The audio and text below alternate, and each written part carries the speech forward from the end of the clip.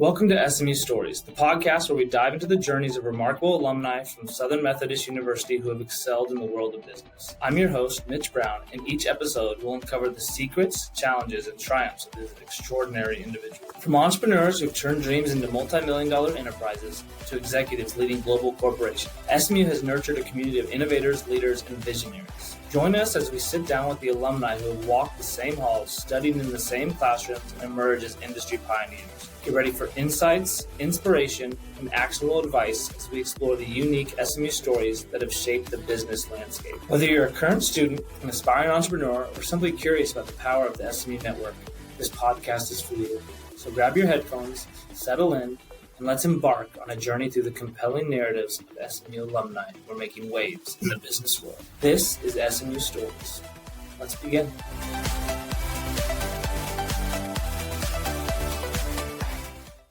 SMU Stories is brought to you by Security National Bank of Texas, SMU Cox School of Business, Morrison Seeger Venture Capital Partners, and Hilltop Property Tax.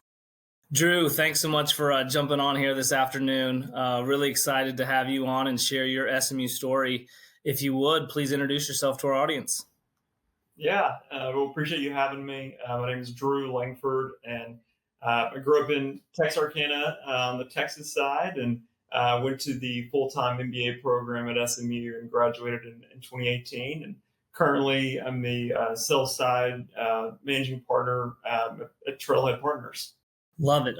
This will be a fun story, and I know something that'll be very valuable to the students and the recent graduates and kind of those people navigating a career and kind of how they're able to pivot. And a very resilient entrepreneur you are, and excited to kind of share what you're doing now. But bringing it back to the start, A&M undergrad, what was 18-year-old Drew like when he was thinking about picking a college, and then ultimately kind of what he wanted to study and kind of a career you wanted at that offset after A&M? Yeah, so my grandfather had a deal with all the grandkids, and he was a vet, went to A&M, and he said, I'll pay for your tuition if you go to Texas A&M. And so that kind of limited my options from the get-go. So I came in as a biology major, thought I wanted to be a dentist, quickly realized that was not the case, and then pivoted over to ended up finishing up with a business major. And so from there, still had no idea what I wanted to do. I thought I wanted to be a wealth manager, and being from Texarkana and not knowing a lot of wealthy people, I was like, maybe this isn't best suited for me. And so the remaining job offer was at a real estate appraisal firm down in Houston. So I said, okay. But you found yourself maybe, like you said, dentistry or kind of maybe medical field, but initially you really resonated with business, it sounds like, right? And started leaning into a little bit more of those courses, and whether it was real estate or business ownership or wealth management or finance, that's kind of where you saw the wheels turning and something you were able to get excited about? Yeah, for sure. It was just way more interesting to me. There's more of a social aspect of it than just the biology and chemicals that I was taking. And so, yeah, it didn't take long for me to be way more interested in the business side of things. For sure. And so what's the life of an appraiser like, right? I have one maybe stuck in my head of kind of what it is you do, but for those listening who maybe are, contemplating a first job there, what are some of the pros about it, things you learned, and then maybe some of the things that you realized, maybe start continuing to career path maybe in other fields? Don't do it. It's probably my advice. No, it was a great first job out of school. We specialized in right-of-way easements. And so we were doing, pipelines, transmission lines, railroads, highways across the country. And so it was a good experience learning how to work. But the job itself wasn't challenging. There was a lot of just data input, manual entry, research. And like I said, it was a good experience to understand kind of real estate valuations across the country and in different areas of the country. But it didn't take long for me to realize that this is not what I was going to be doing in 10, 20 years. But I tease you on that because as we kind of go more into your path, like the first job, it doesn't have to be the perfect first job. It's the importance of kind of getting out there, and what you'll attest to later, like that experience and that first job kind of let the wheels turn into another business that you started. And, it all kind of works together, right? Maybe you didn't imagine yourself doing it, but I'm sure now you look back and are like, those 4 years were valuable. Getting For in the sure. game it matters, right? And so you mentioned you're kind of ready to kind of pivot, see where you want to go. This is about the time where I'm sure you're interviewing at other firms, but then also thinking about grad school. Walk us through weighing those two decisions, maybe just jumping straight into a new industry or a new firm versus, okay, is grad school something that you always wanted to do? Where did you think about applying? And ultimately, how did you pick SMU? Yeah. So, being in Houston and being intertwined in the oil and gas space, I just grew really fascinated by it. I just loved learning, and so any free time I had, I was just reading industry reports and talking with people, and so I was interviewing for jobs really across the industry, really upstream and midstream, but most in the midstream side because that's kind of where my experience was dealing with the pipeline appraisal side of things. And so that was 2014 when commodity prices collapsed, and so the job market in Houston just froze. And so for me, as I was interviewing for jobs and trying to land another opportunity, there just weren't a ton of great options. And so I was going to write it out and see kind of how commodity prices would rebound and how quickly they would or would not. And they really kind of flatlined for the next few years. And so at that point, I realized I needed to do something different. And so business school was, you kind of have the undergrad experience, and it was great. But having 4 years of work experience and just better understanding how things work, uh, I feel like I wanted to go back and kind of find really just sharpen my tool set and obviously make myself more attractive from a hiring perspective. Yeah, I feel like those years in grad school, getting your MBA after working for a little bit, like things start to click a little bit more. You kind of understand where opportunities are, where you kind of understand, hey, if I'm going to invest this much time into working a career, I want to make sure it's something that one you like, but has a strong opportunity for you to grow and succeed in. How did you weigh the grad school? I mean, I'm sure you had plenty of friends and opportunities in Houston. There's some great schools. How did you think, or why SMU ended up being the ultimate choice? Yeah, so I loved my time in Houston. It was just a lot of great people. I think it's a great city. My brother lived over in the Fort Worth area, and so I kind of always in the back of my mind knew that DFW was going to be my long term place. And so I was looking at Rice and SMU, and just ultimately decided that moving to Dallas, if I wanted to be in DFW long term, SMU is probably the better fit. And I had a friend of mine who was a few years older than me, and he had just gone through the full time program. And I mean, he didn't sell me on it, but just learning about his experience, I knew that was kind of where I was supposed to be. Awesome.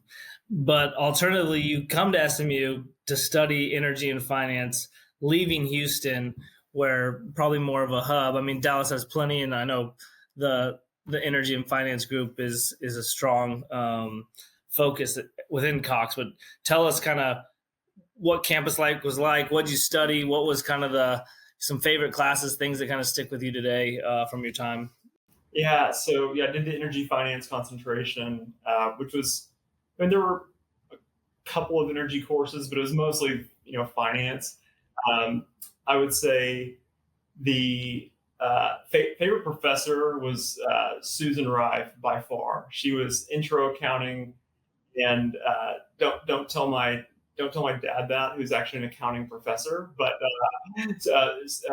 Susan Rife was by far my favorite.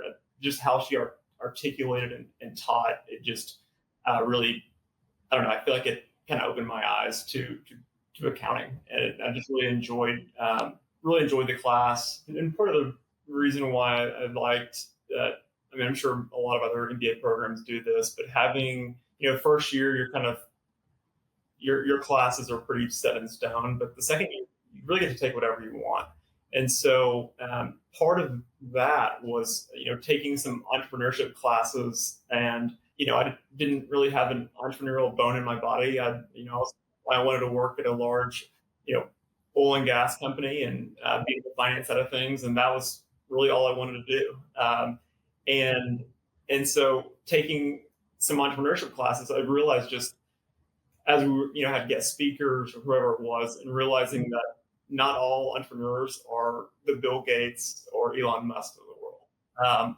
A lot of them are they either saw a void in a market, or they saw a way that they could better serve other people, and it really kind of, a light bulb just kind of went off in my mind that it's not this overly complicated thing. It's just, it's just serving people. Yeah, I think you're right. You think the word, I think the entrepreneur, people think of like Inc. magazine, the people who, but it's solving a problem, and they come in every shape and size from everything in your company. And it sounds like Cox at that time kind of gave you the confidence to be like, why not me? Why can't I start a company? Why can't I do that? And so you did that right out the gate. Tell us a little bit about that first company you founded I think it was while you were in school, a little bit after you interned, and kind of saw, like you said, a problem that could be solved, and who better to do it than you?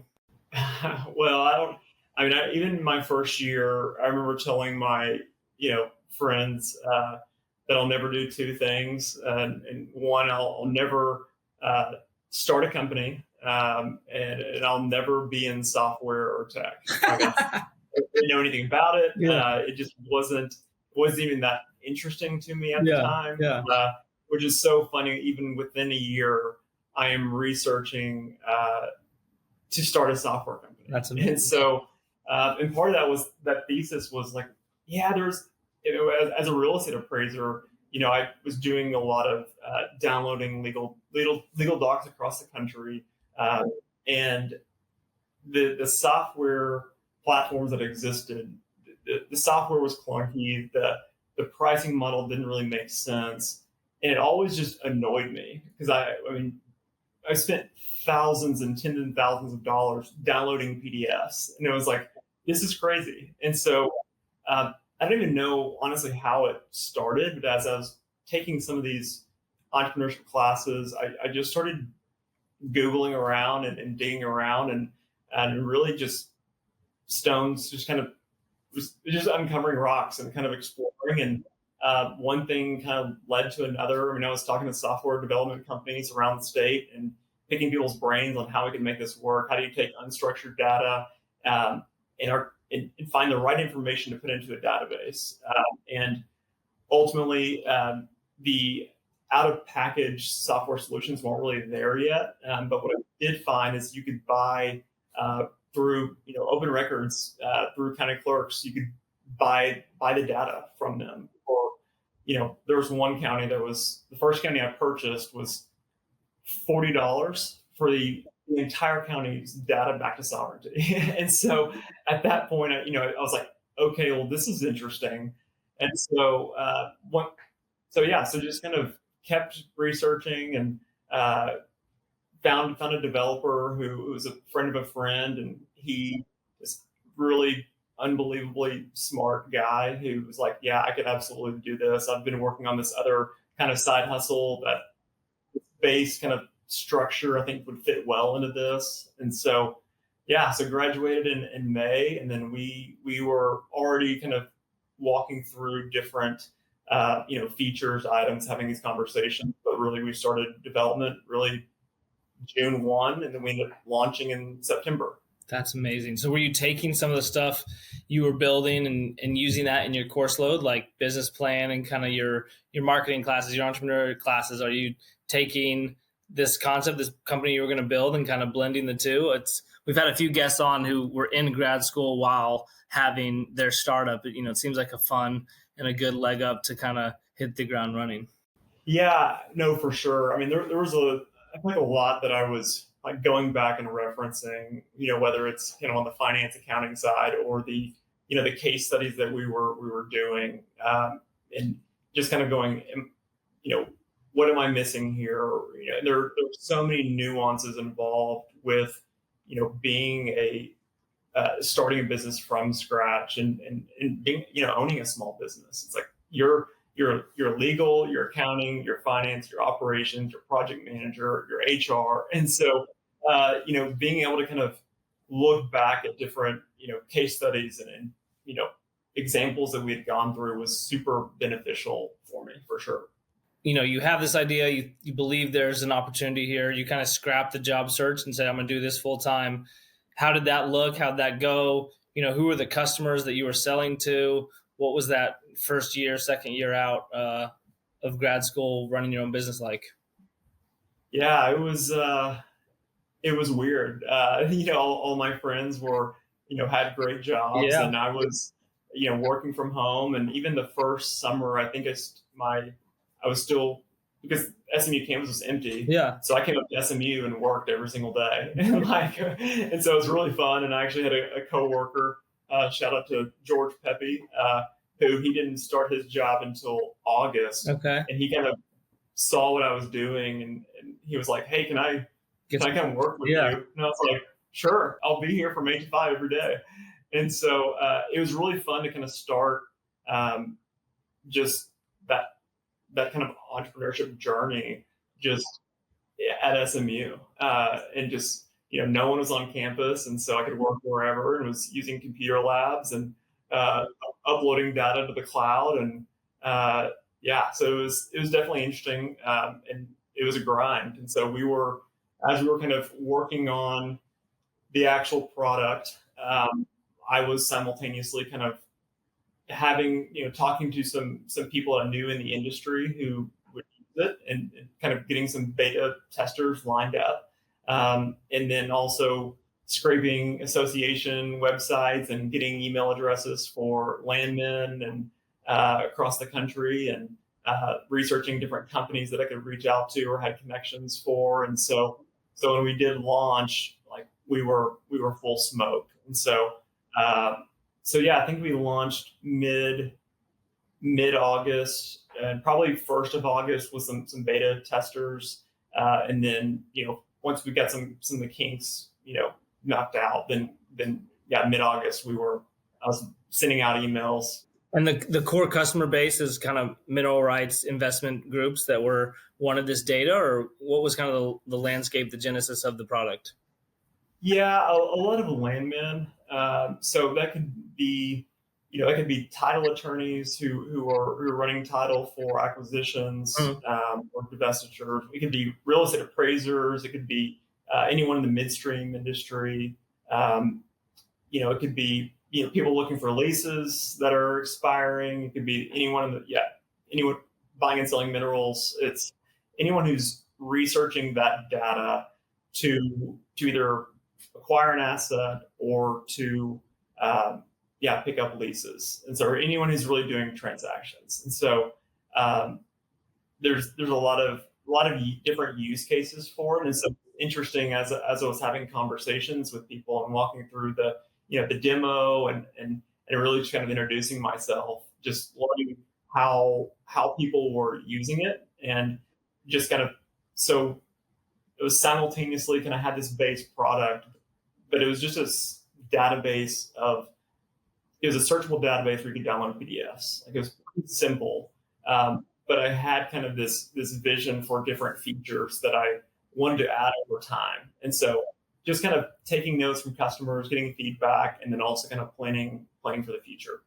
And obviously the market found it valuable. Some entrepreneurs and founders never get the chance. You sold it within a year or two to a strategic partner, and we're able to have some support there, right? And then, what was kind of the legacy of founding that, right? We know you now with Trailhead, but what was kind of the wind down for you to move on from that company and into your next? I mean, I was hustling. I was bootstrapping it. I had talked to some people about raising capital, but it just wasn't there. We wanted to get the kind of the MVP off the ground, get some customer base, and see how scalable it really was. I'd reached out to some title companies out in West Texas, and they have, for certain counties, they have monopoly on the legal description data for certain counties, and it's really valuable for really anyone who's looking to acquire any type of asset. And but to access that data, you had to drive out to West Texas and sit in these title plants. And so I had reached out to several. I was like, hey, we've got this software. You get this really valuable data. Are you interested in partnering with us in some capacity to get that data online and make it readily available for people? And most were no, we're not interested. We want people driving out here and paying per hour and staying in our hotels and staying, going to our restaurants.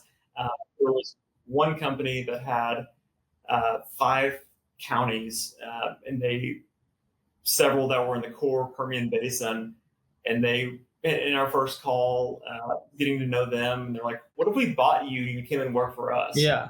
Like, well, I mean, maybe. I mean, I'm not really, I just started this and kind of get underneath us. We're starting to see some traction.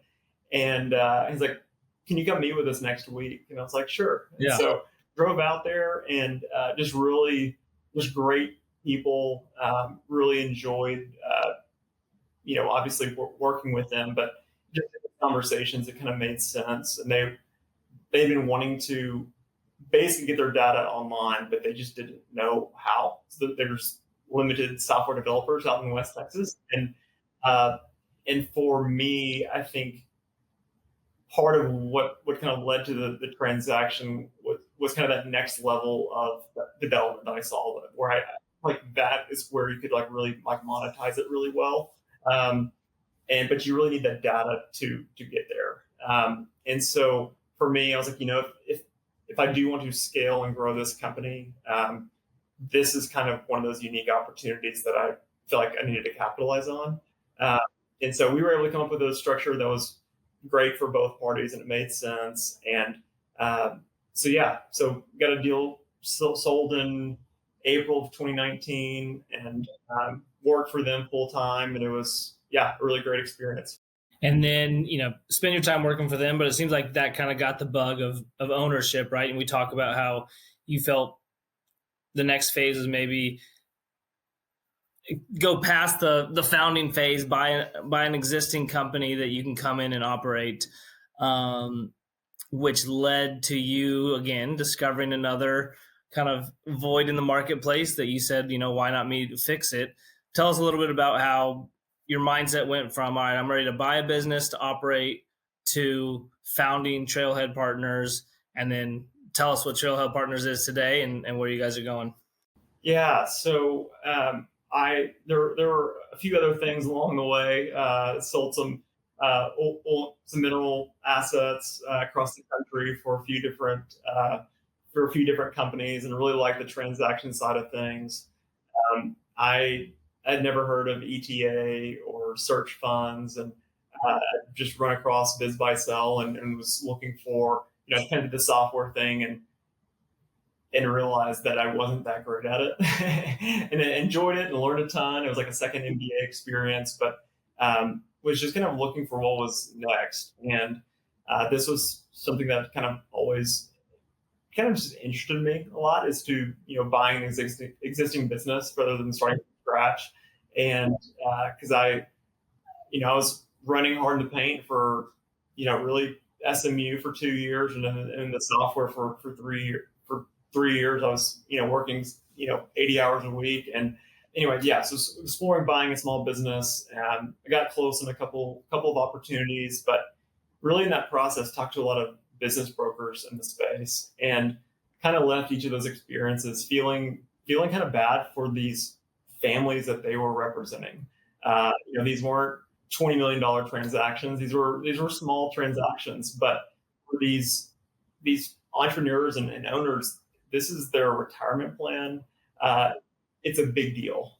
And I feel like the brokers that I talked to just weren't giving the quality of service that they really deserved.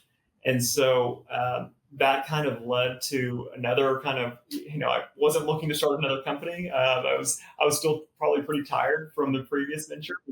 Uh, but around that same time, a guy, Zach Witt, my business partner, who I grew up with in Texarkana, we were at A&M together.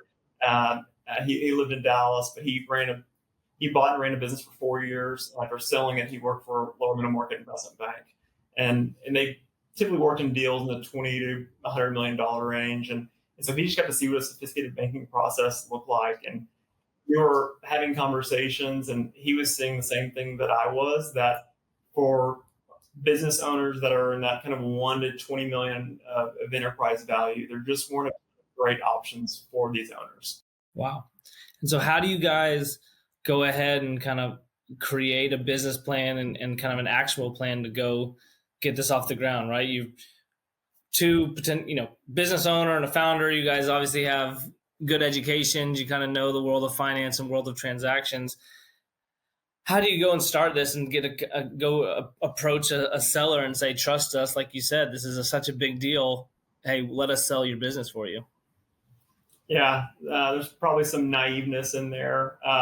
But we talked to a lot of people in this space, whether it was low middle market investment banks, PE firms, debt providers, just people that we knew. And we had just a lot of really interesting conversations. And they all kind of said the same thing, that, yeah, for business owners that are in this space, like, we just kind of say, you're better off finding an M&A attorney and just doing the deal yourself. And we had several conversations with some firms that essentially said, yeah, we don't trust any of the business brokers out there, but knowing you and Zach, and knowing just the quality of people that you are and your experience, like, we're happy to send small deals to you. And some of them were like, yeah, we run across a deal or two every month, and we're happy to send your way.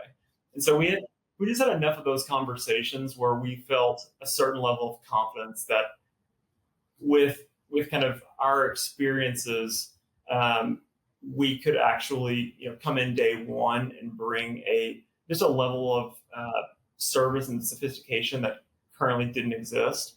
And so it's kind of similar to the software thing. It was kind of off to the races, and we were grinding and working hard. So, founded in 2022, I imagine, coming up on 3 years, if not 3 years already. What was what's one of those moments where you successfully sold a business, worked with someone that you kind of clicked and said, hey, this is I can be good at this. This is a real option for me. And, I'm proud of the work we're doing, right? Because it seems like a lot of it is tied to your personality and character, and that you want to uphold those values when you're helping these people sell their businesses, right? Yeah, good question. I don't know if there was a certain point. I think after we sold obviously the first deal is a huge milestone.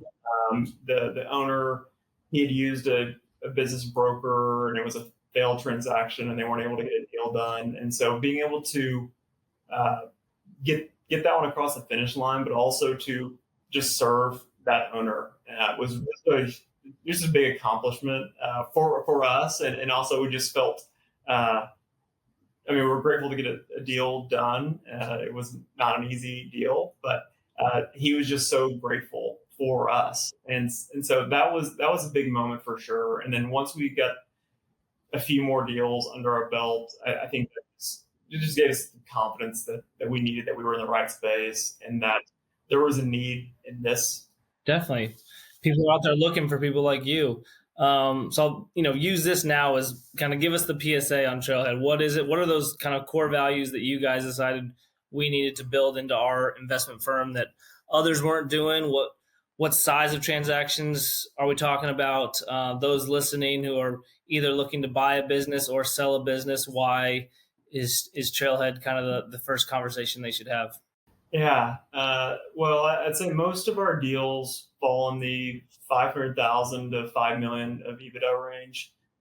We'll see some smaller, and we'll see some larger. But we most of our clients are B2B.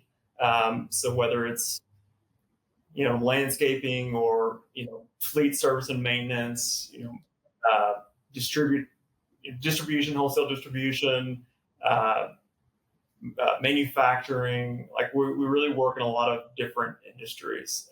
And so our, part of why we started this is bringing a good quality of work uh, that didn't really exist, and really putting a client's best foot forward, and also just treating people the right way. And we're not a firm that, if the business is worth 5 million, we're not going to tell them it's worth 10, and just to get the engagement. We're going to tell them what we think it's worth. We're going to be reasonable, and we're going to be honest with people. And that it goes a long way with owners who can see through people. And so I think that's just a big component of just our firm in general, is just treating people how they want to be treated, working hard, but also just doing it the right way. You think that should be normal, common business practice, but for the messiness of small businesses, that's just not the common. No, people get caught up in the numbers and expectation. They forget the values that got them there. Drew, this has been a fun story from someone who entered undergrad thinking dentistry or maybe wealth management was a career, to a 2-time founder, to now an investment banker, right? Like, a lot has occurred in this short time. Forgive my bias, but it seems like the time at SMU really helped, turn on some of those lights and introduce you to some of these opportunities. My kind of last request of you is kind of advice you have for those people who were once in your shoes, who are working and thinking about going to grad school, maybe thinking about SMU. What's your kind of lasting message to them of, whether it's a good idea or recommendations for them, going forward in their career? I would say it's not a good fit for everyone. I think I've talked to some people who are considering it, who they kind of had this preconceived notion for why they were going to go. And I was like, you have a great job. If you're going to stay in this industry, like, just keep doing what you're doing. But for a lot of people out there who were like me, who wanted to pivot, or wanted to sharpen their tools in a particular side of things, it's a great opportunity to do that. I mean, I would not have. There's a 0% chance I would have ever started a company if it weren't for my experience at SMU. Just understanding putting tools in the tool belt, and just having a wider range of experiences. It was just super valuable for me, and got to meet a lot of great people. And it was just a really unique experience that, I'm obviously biased, but I would recommend it for sure. Love it. Well, we're glad we can call you an SMU alum now. Those alum listening or not alum listening, if you got a business to sell, give Drew a call. We'll take care of you. And Drew, like we said, we'll check in on you in a couple years as you're selling the next mega DFW corporation. Thanks for your time, and we'll see you soon. All right. Thanks, Mitch. Appreciate it a ton.